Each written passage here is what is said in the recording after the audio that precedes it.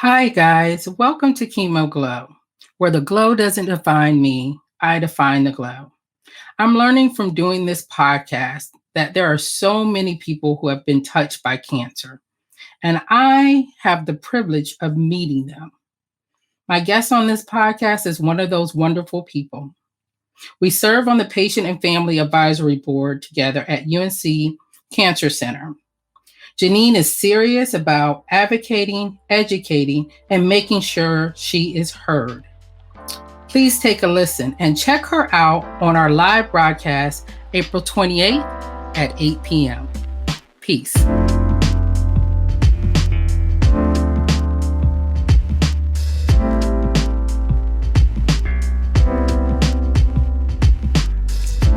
Hi guys, welcome to Chemo Glow, where the glow doesn't define me, I define the glow. It is just one of those days today. I'm just going to put it out there. Whatever comes out, but I'm so excited about my guest tonight. I'm going to go ahead and let you introduce yourself. Oh, well, hi. Thank you. My name is Janine Jones, and I am a diffuse large B-cell non-Hodgkin's lymphoma survivor. Wow. For how many years? Come March, we're almost there, 7 years, and I am declared cured. After 5 years, I was declared cured. Isn't that magical number? How were you at like year 3? Feeling pretty good, but Okay. waiting to exhale. Yeah. They always tell you like year 3 is like the hump year. And I'm like, okay, let me get to year 5. And now that I'm about to hit 10, I don't know how to act. 10 years married, 10 years cancer free. Wow. And we can't go anywhere right now. That's right. What's going on. So we're going to be doing a staycation, honeymoon, anniversary, you name it, but we're going to make the best of it. That's awesome. So before we start talking about how you jumped into this glow, before you were diagnosed, what was your life like? Oh, wow. I was a competitive CrossFit athlete. I was in the best shape of my life. Good career. Life was great. Mm-hmm. And then all of a sudden, I started not performing as well in my CrossFit workouts. And after a particularly hard workout where I was doing these chest to bar pull-ups, which is where you pull up and you have to hit your chest off the bar, I felt a little, sorry about that. I felt a little pull in my chest. And I thought, I must have pulled a muscle. Mm-hmm. So I went to my chiropractor who does active release muscle therapy. She works on a lot of athletes. And she said, well, take a lacrosse ball, put that up against the wall, put your chest on it, and kind of rub that area out. Maybe you did just pull it a little bit. So I did that. But when I did that, it made me wheeze and then cough. I thought, well, that's kind of strange, but okay. Well, and at the same time, I was having this cough, and I have allergies, so I attributed it to that. But my wife was saying, look, you've got this chest thing going on. You've had this cough for 4 years. For 4 years, your video was kind of going in and out. Sorry, yeah, it was frozen. That's okay. Keep going. It's one of those nights. Okay. I'd had a cough for 4 weeks, and she says, I think you need to go to the doctor. And I was like, yeah, it's fine. But all of that compared with the fact that after a workout, we did heavy barbell lifting, jump roping, and I just hit the deck. I just didn't feel good. I felt like I had a fever. I thought, well, maybe between my chest hurting a little bit, the cough, fever, maybe I have pneumonia. So I said, okay, it's time to go to the doctor. Well, I went to the doctor, and she said she was puzzled, and she said, well, let's do a chest X-ray. And they did the chest X-ray there, and she saw what was a grapefruit-sized white circle on the chest X-ray. Wow. And at the time, I didn't, equate that with cancer. I didn't really know what it was. And she said, we need to get you to get a CT scan. We need to figure out what this is. Mm-hmm. So I went to have a CT scan at the hospital where I worked, which I guess lucky or unlucky, I knew the radiologist there, so I could get my results pretty much right away. Mm-hmm. So I talked to the reading radiologist for my CT scan, and he asked me, he said, do you ever in your family have a history of lymphoma? I said, no. Now, I didn't even know what lymphoma was. I was going to ask you, did you know when he said lymphoma, you're thinking cancer? No. Now, I'm a registered nurse by training, Mm-hmm. pediatric nurse, no cancer experience. So my brain wasn't even close to that. And I thought lymphoma. I did think tumor, but again, I didn't think cancerous tumor, because of course here I'm in the best shape of my life. Yes. I'm competitive. I'm winning these CrossFit events. And it hadn't been until just recently that I wasn't doing so well in my exercising. So he said, well, he said, I'm going to refer you out. You're probably going to need to get a biopsy just so we can see exactly what this is. But here's 3 things I'm thinking of that it might be. None of them I recognized. And he certainly never said the word cancer. Mm-hmm.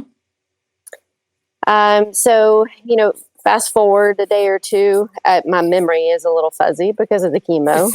My wife can tell you the exact details of how this went down.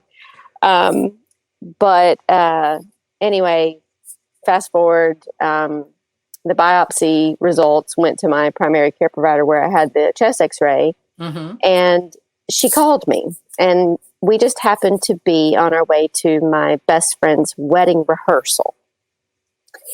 And she said to me, I understand that you talked with the radiologist. And I said, yes.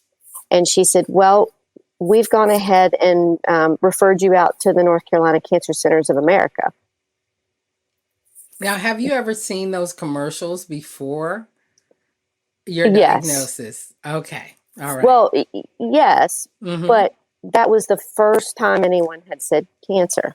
And I said, this is cancer? And she's, well, yes, I thought you knew. And I said, no, I didn't know. So that set off a firestorm. I got extremely angry. We had to pull over because we were in the car. Somehow I made it through the rehearsal. I got myself together to be strong for my best friend. I did tell her at the time. But that was a complete whirlwind. So anyway, after the then biopsy results, the oncologist said, we need to get you admitted to the hospital now. He said, do you want to be admitted tonight or in the morning? I said, wow, okay, this must be pretty serious. And knowing what I know about hospitals, I said, I'll go in the morning. Yes. I'm good. I'll wait till the morning. I'll wait till the morning. So that's what we did. And I go in, and I had the most wonderful oncologist who sat down with me, and he said, okay, we're gonna talk through this. Told me what lymphoma was. Again, it's the first time I'd ever heard of it. And then he brought with him printouts of articles for clinical trials and how to treat this.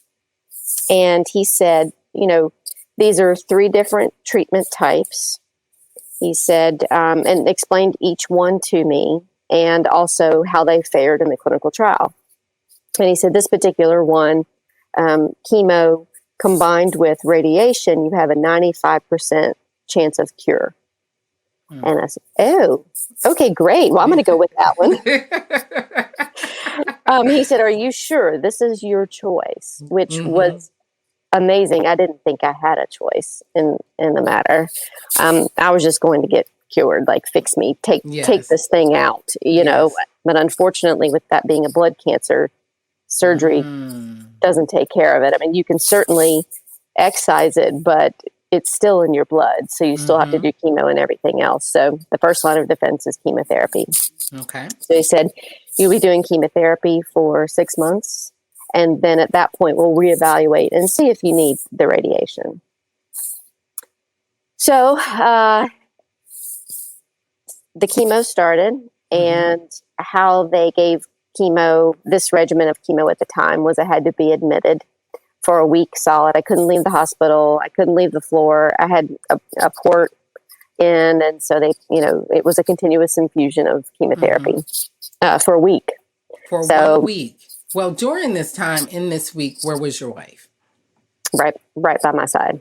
Right by your side. So she was right by your side for the whole week that you were in doing chemotherapy. And how many times did you have to do this? Was it like 21 days on, 21 days off? How many times did you have to do chemo?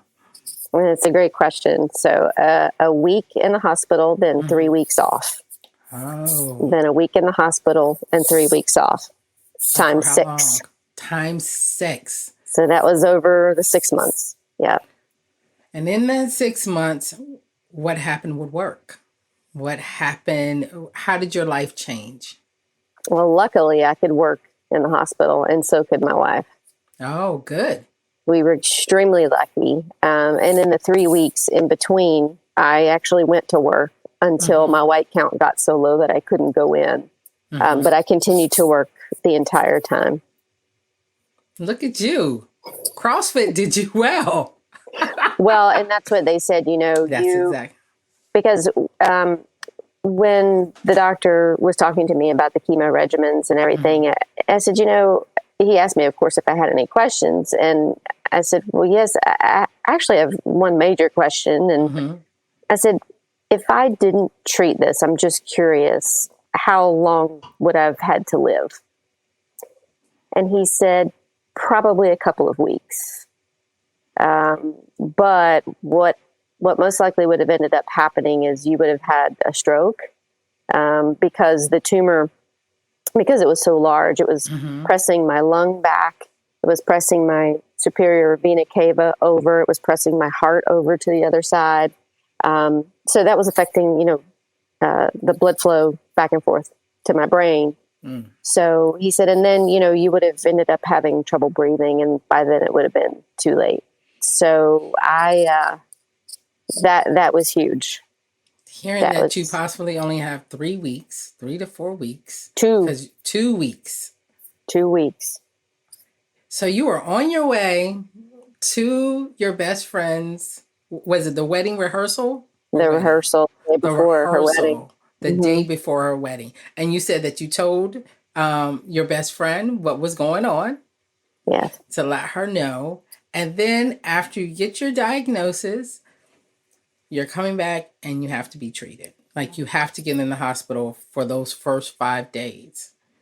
Yes. And there was a few days in between. So I was actually able to go to my best friend's wedding. And, I made a decision at that point. I'm like, well, the cancer's not going anywhere. And I'm going to pull myself up by my bootstraps, and I'm going to celebrate her and her new husband. And we had a great time, and we danced, and it was fantastic.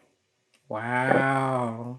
So now that you have chemotherapy, 5 days, is there another treatment? Was there any other regimen that you needed to do?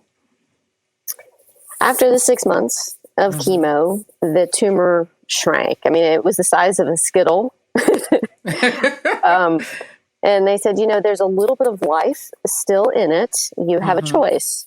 You can either, wait and see what happens, because the chemo is going to continue to work over the next few months, or you can do radiation and just obliterate it.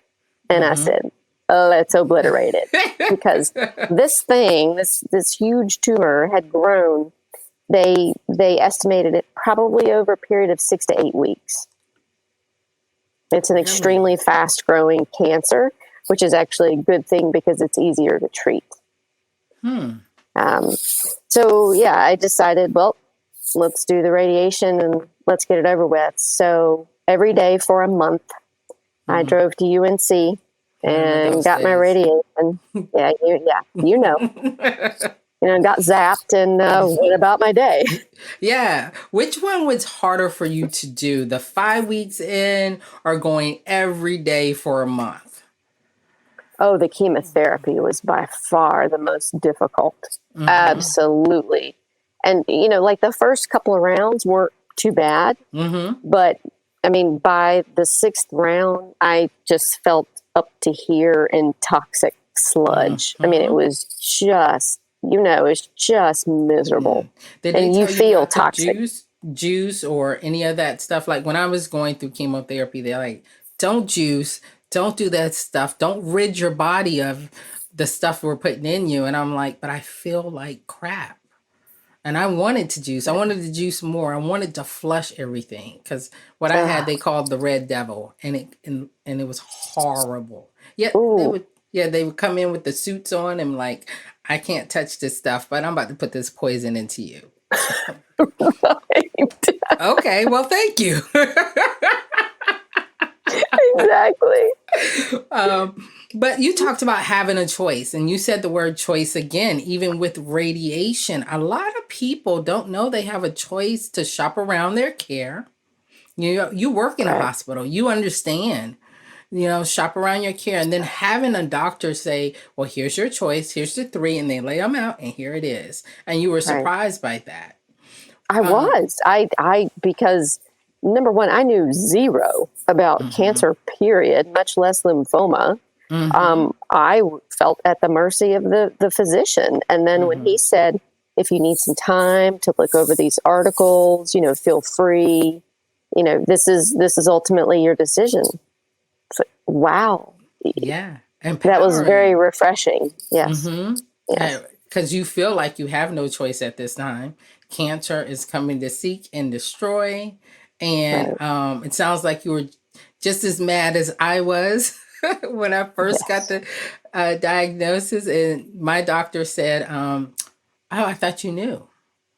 Tell me how I was going to know. I still remember that doctor's first and last name and where she works at. But she thought you knew what? That I had cancer. They ended up doing a biopsy. And the way she said it was, you have cancer. And then she said, oh, I thought you knew you had cancer. And I'm like, well, how would I know? And I asked my husband, please clear the room. And they cleared the room because I was so bad. Like, how am I supposed to know? And that's not how you deliver it. That's one of the reasons why I'm on the PFAT committee. And that's another reason why I got a second opinion. Because customer service is very, important because it is a service that they're providing. It's patient care.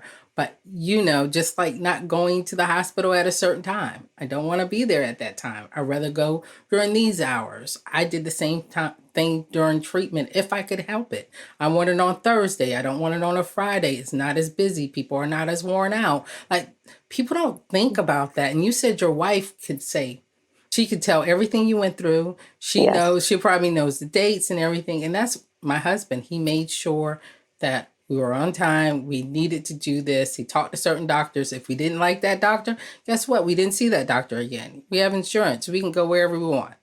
That's right. So, after going through treatment, going through radiation, what was next for you? What's next? Well, waiting for the final looks good. Yeah. After the radiation, they said, you know what, you're done with treatment and it looks like you're good to go. But, so in a year, or you're going to have frequent follow-ups, like every 3 months, and then we'll switch to every 6 months, and then every 9, and then every year. So we're going to, follow you. We're going to, take your blood because there's one specific, there's an LDH that they measure in your blood that they can tell if you have lymphoma. We're going to monitor that. And that was it. And so then it was, okay, well, I had cancer. Now what do I do? What did I do? After all that time in the hospital, especially with hospital stays, 6 months of that, then radiation. And then they're like, okay, we'll see you every month, every 3 months. Did you Right. feel a little lost? Because I was like, this has been a big part of my life. Maybe the shortest part of my life, but it's been a big part. I felt a little lost. I was like, when is chemo? When do I go back? Even when they said, see you in a year. I'm like, yeah, no, I'm going to be back in 6 months. Just because I felt a Right. little lost. So how did you handle that, moving back into that, back into the swing of things? Or did you stay a nurse, or did you move professions? How was your life changed? Well, right away, I felt invigorated and free and alive, and it was great. And I was the most positive cancer patient you'd ever seen, like all through Wow. treatment. Oh yeah, people would come up to me and say, "Are you doing okay?" I'm like, yes, I am. As a matter of fact, number one, I'm alive. Number two, I'm doing something about this thing, right? I'm treating it. I felt very in control. And it wasn't until after kind of the glow, if you Yes. will, faded. Yeah, It did. it did. I rethought everything except my relationship. That I was very secure in. But before I was diagnosed with cancer, I wasn't thrilled in my job.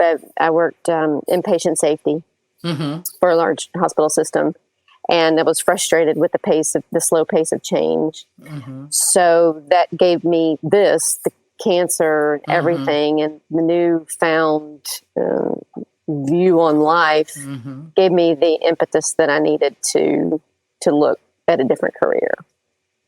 But I will say that after I did feel lost, like you said, how I've just spent, 7-8 months fighting for my life, having a schedule. Now, what do I do with myself? How, after you've been through the fight of your life, how do you then enter back into normal life? Because you're different, as you know. Oh, you're so different. You're completely changed, and people expect you, oh, well, you're good now. Now you just jump back on the hamster wheel and let's get going. Like, okay, your hair is growing back. You're back to work. You're doing this. You're doing, and I'm like, the side effects, number one. Let's talk about that. How did that affect you? Oh, with a chemo brain, with short-term memory loss, I still suffer with today. That was crappy. Yeah. It put me into menopause. Yes. Early menopause, which I didn't expect. And I had thought about having a baby, that, or at least, fertilizing the eggs that I had. Couldn't do that anymore because the chemo fried those. So the chemotherapy takes a lot away. It does. And then to give you life back. Yeah. And then the radiation actually made me, put me into hypothyroidism as well. I was just recently diagnosed with that. Same here. Oh, I was just like, what is going on? Radiation did so many things. It was much easier, but I have lymphedema, so worse. And then we didn't talk about those things. Like you said, going in, for me, the hot flashes. I'm 36. How old were you when you were diagnosed? Let's see. That was 34. So 34, being diagnosed with cancer, and I was 36. Yeah, I'm looking at my wife, actually. I was going to say, are you looking at your wife? How old was I? See, she knows. Hi. Regina says, hi. I always look to the left and see if my husband's there. Like, when was I diagnosed? And he'll answer, and I just look because I don't remember. I was too much in the midst of everything. But I was so grateful that he was there. And I know you were so grateful that she was there and could remember those things and remind you and encourage you. And just the support. I would see cancer patients in the hospital with no one in their room. and no one to come go see them. Mm-hmm. And I don't know how they did it. I really don't. I don't know what I would have done without her support and her just being there to hold my hand. In fact, I think it was much harder to be the caregiver than to be the cancer patient, because the cancer patient, you're doing stuff. Yeah. But as the caregiver, all you can do is just sit there and, you feel helpless. Yeah. She could be a whole other interview. Oh, I've been doing caregivers all month. So yes, I would love. What's your wife's name? Christy. Christy, I would love to interview you. She would love to interview you. And talk to you about bourbons. And talk to you about bourbons. She said, I'll do that. Yeah. She just reminded me, she was like, she was pointing to her back because I put this out of my head for good reason. I also had spinal chemotherapy. Oh, so tell me about that. Oh, well, when you have blood cancer, I was told, it can run and hide in your cerebral spinal fluid, which is the fluid that covers your spinal cord and your brain. So they had to inject chemotherapy directly into my spine via a spinal tap every single time I went to get my chemotherapy. So on top of getting your chemotherapy, you also have to have the spine chemotherapy. And the blood cancer, like you said, it can run and hide in different places. I know you learned so much about cancer, chemotherapy, markers, more than you ever wanted to know. Because you said you didn't know anything about cancer. So you never had anyone in your life before be diagnosed or go through or deal with cancer before this? Well, I did.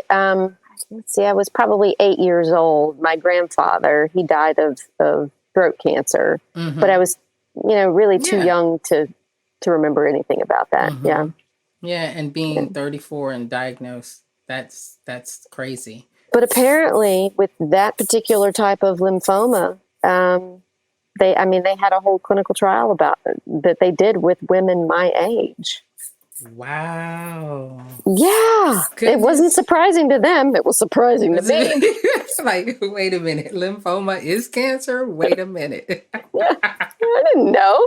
And I was like, tumor, okay, well, we'll cut it out and be done.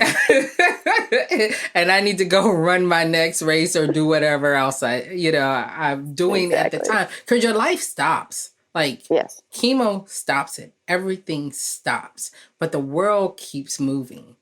Stuff's still happening. So you're coming out of therapy. You're jumping back into the swing of things because they want you to get back on. How long, when did you leave your job and decide that you wanted to go somewhere else? Was it during treatment or was it after? No, it was after. Okay. It was after I was done with everything. Yeah. Okay. But, you talk about the reentry, the reentry back into life. And it was really, really hard for me. Here I was happy and positive, seriously, during my chemo treatment because I was alive. But after I suffered through a lot of depression and not knowing, why am I still here? Why am I spared? Yeah. And other people aren't. Really looking for answers as to why am I here? Did you do any support groups?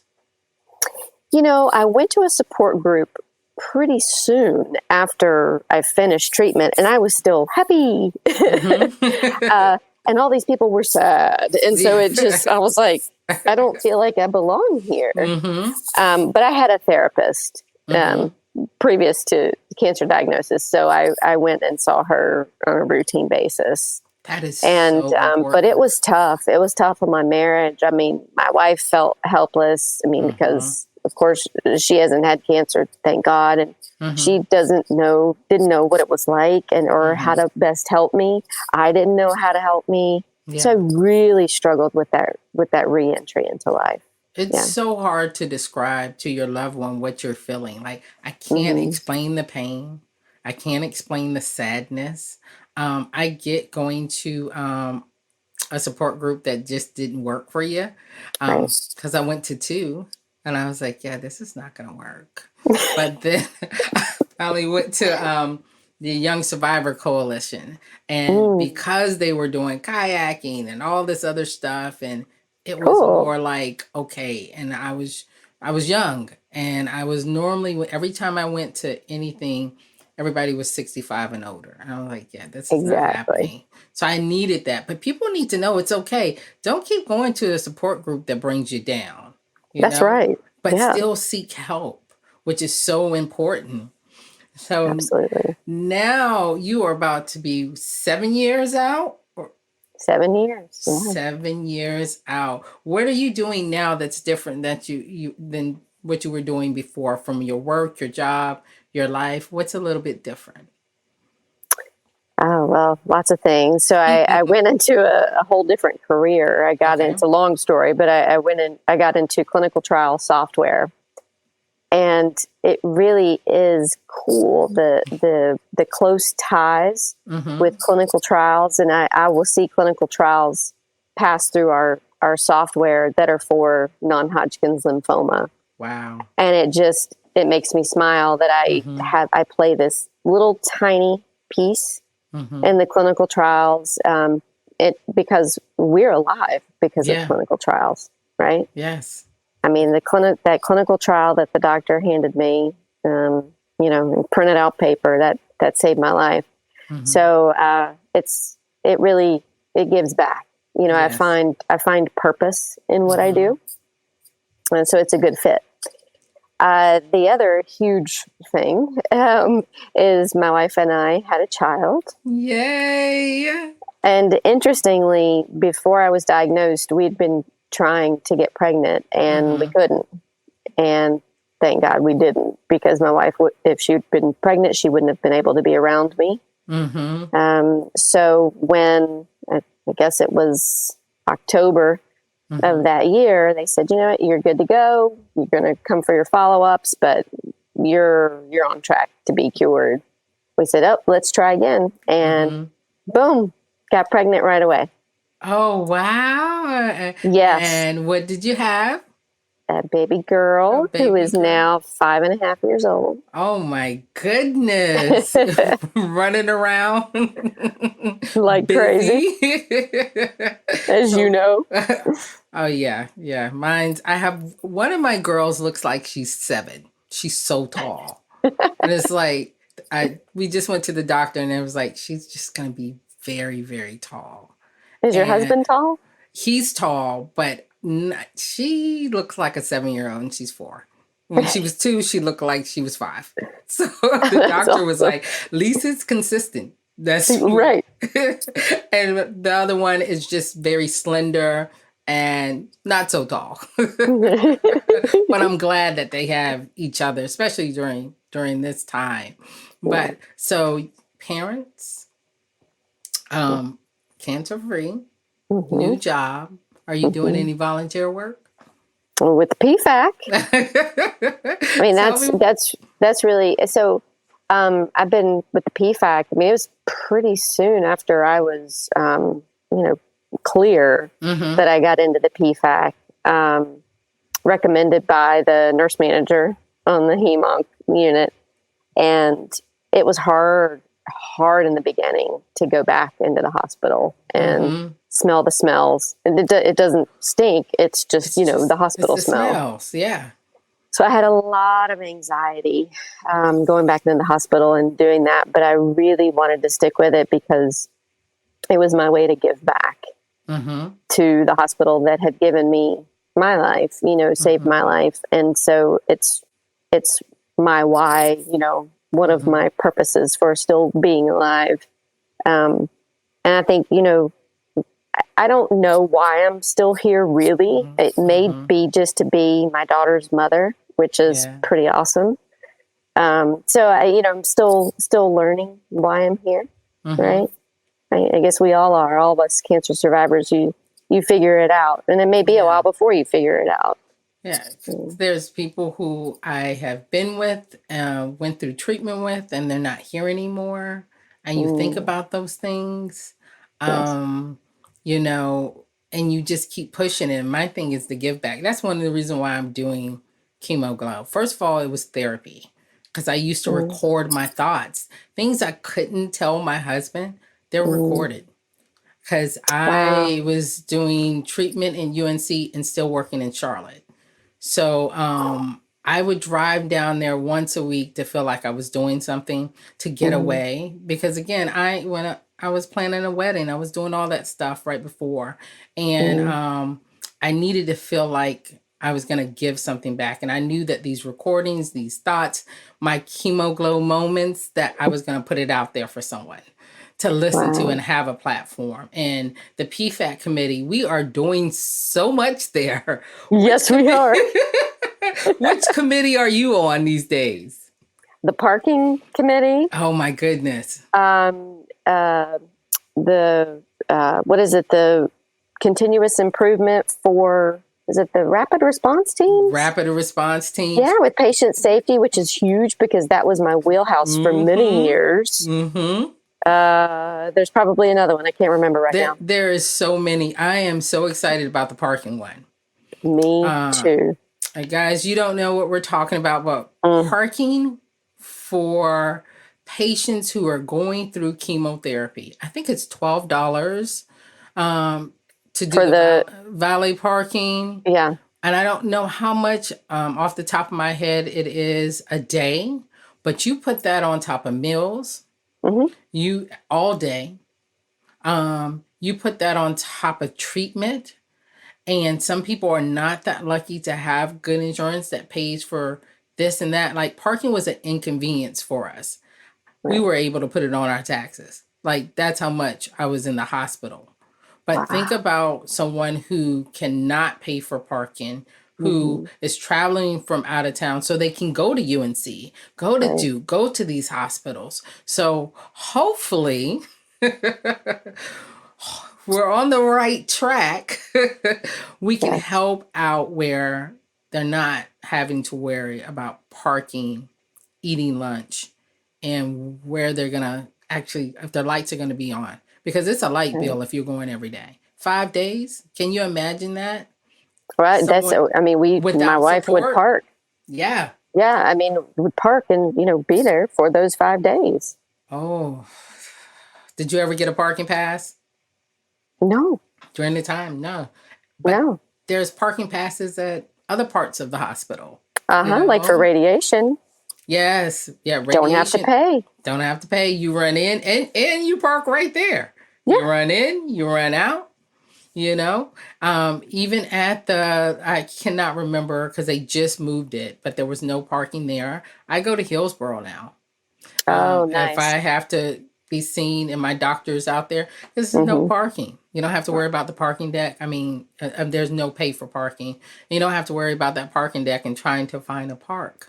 Because that's another thing. If you're not there on time, you're running a little late, that parking deck. So the PFAT committee, volunteering, giving back. How have you been faring in this COVID world? It's about to be a year now.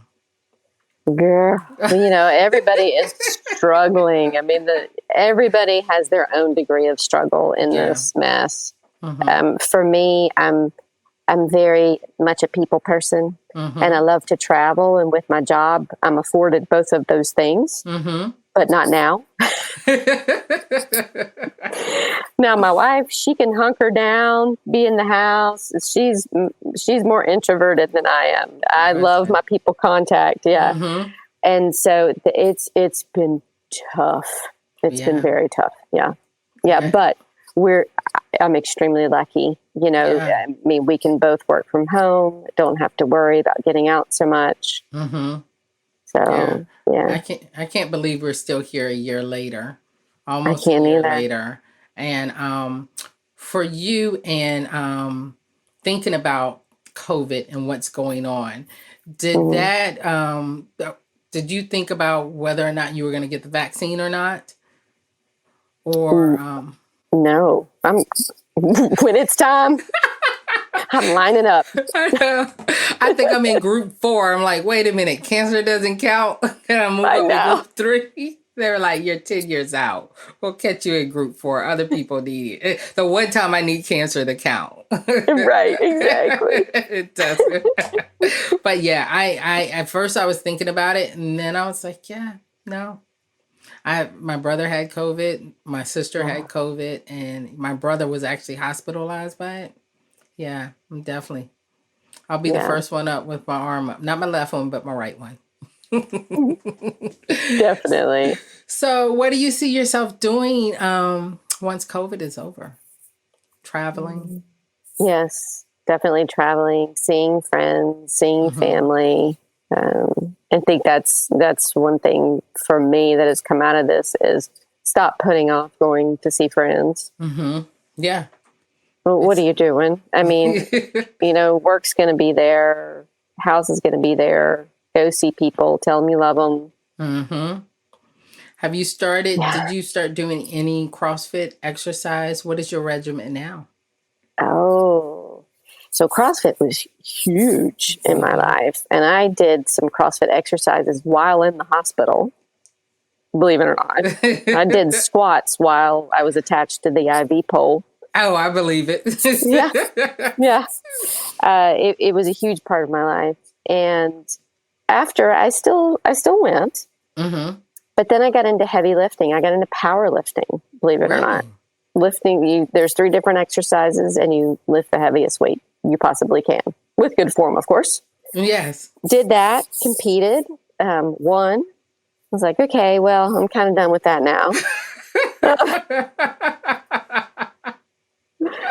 And then I was kind of like, well, what do I do now? I mean, go to a gym or what have you. But now we have a Nordic track, an inclined trainer, and I've been doing that every day. Absolutely love it. It's got a screen on it, and you do your exercises around the world with the trainers. So the trainers are, you can be in South Africa, Australia, and you're running, you're hiking, and all these things. So that's what I do now. And mostly just body weight exercises just to stay healthy. Would you say exercising makes you definitely feel better? What happens when you don't exercise? Yeah. I feel. Go ahead. Sorry. Go ahead.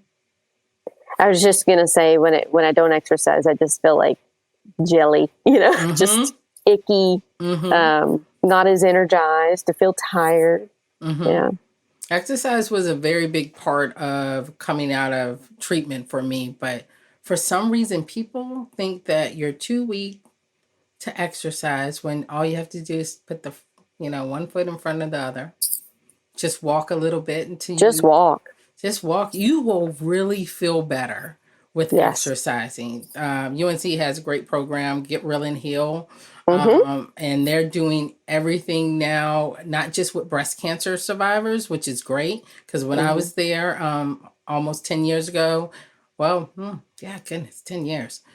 Goodness. So when I was there, they were just doing breast cancer, but now they're doing all cancers. So it can benefit so many people. And so exercising is definitely key.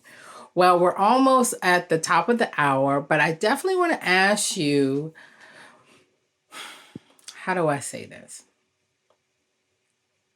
Just say it, Regina. Just say it. Having cancer, taking care of yourself, being seen, your give back to your family and to your community.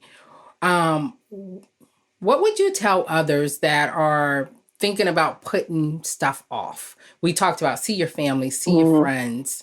Everybody's like, oh, you're seeing things with rose-colored glasses now. Life is too short. But all those things are true. Very much. All those things are true. So what is your glow? What is your give back? Not just to, volunteering, but to yourself, to your wife, to your little girl. What is your true, what are you feeling right now when it comes to your glow? And that's what I mean by the glow, because we're doing something so different. And I love it. Even though I've been through the worst, I absolutely am in a good place right now. So how are you feeling right now being in that place with your family and knowing that you're on the other side? Oh, yeah. So, I'm not perfect. I'm human, and there are days when I take my life for granted, for sure.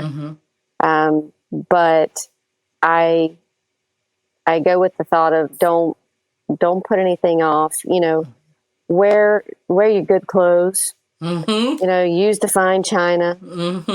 Because it put being that close to death put death into perspective for me. It made me realize my mortality, and I actually came to grips with the fact that I could die, and I actually became okay with it. Yeah, I didn't want to because I thought I've got a lot of living left to do, but I became okay that if that was what God wanted for me, then that was it, and I accepted that. So now I'm not afraid of dying, and if it's my time to die, it's my time to die.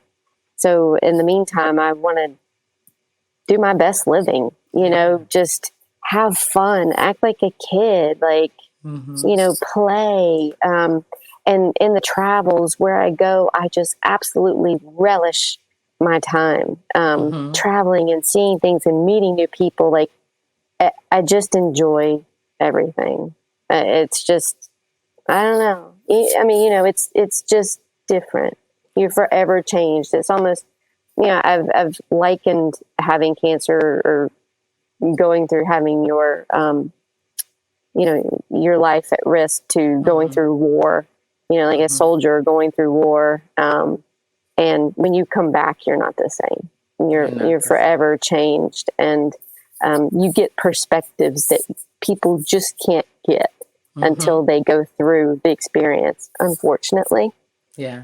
I wish we could bottle up what you and I have learned and the perspective we've gained without having to go through what we went through. So we could give it to other people. To see it. I can tell you, just being on the Zoom or WebEx calls, I seen that in you on those calls when they were asking you questions and you were so passionate about it, and you don't want a fluff piece. You really want whatever you're doing to mean something, even Absolutely. if it's this much. You had a part in that. Yes. And even, there are times with my job where I'm like, okay, I reevaluate, is this what I want to be doing? What I know now, I have a finite amount of time. Yeah. So what do I want to do with that? Am I happy with that? And the answer is yes, so far. So far, your job has actually asked you to tell your story. How's that going? Oh, yeah. They had me featured on a My Why. Like, why am I at, I work at Bioclinica, why, what gives me purpose? What am I passionate about and why? And so I told my story. I didn't hold back. And the reception that I received from colleagues around the world was incredible. People say, it's inspiring. And I just say, you know what? I just did whatever I could to stay alive. Yeah. Bottom line. I'm telling you, it is inspiring. And I'm so happy that you joined me on this podcast. And I hope you will soon join me on a live as Sure, well. let's do it. Yes. With our bourbon, a little bit of wine. That's right. Well, I want to thank you so much for being on my podcast. Guys, please remember that the glow doesn't define you. You define the glow. Like, life is just, say what you want, it is too short. And you have this amount of time. So why not be great? Why not? I tell my husband, we can do whatever we want, That's right. You can go wherever you want. We can go wherever you want. We live wherever you want. Let's just live life to the fullest. And I'm truly trying with this podcast, with life, with volunteering, and loving on my girls and my husband, and making sure that I see my friends and family. And I now can call you a friend. That's right. And we are going to get together after COVID. Oh, yes. We'll be shot down. We'll be vaccinated. Well, guys, Please listen to our podcast tonight. Thank you for tuning in, and I'll get you the date for the live soon. Remember, the glow doesn't define me, I define the glow.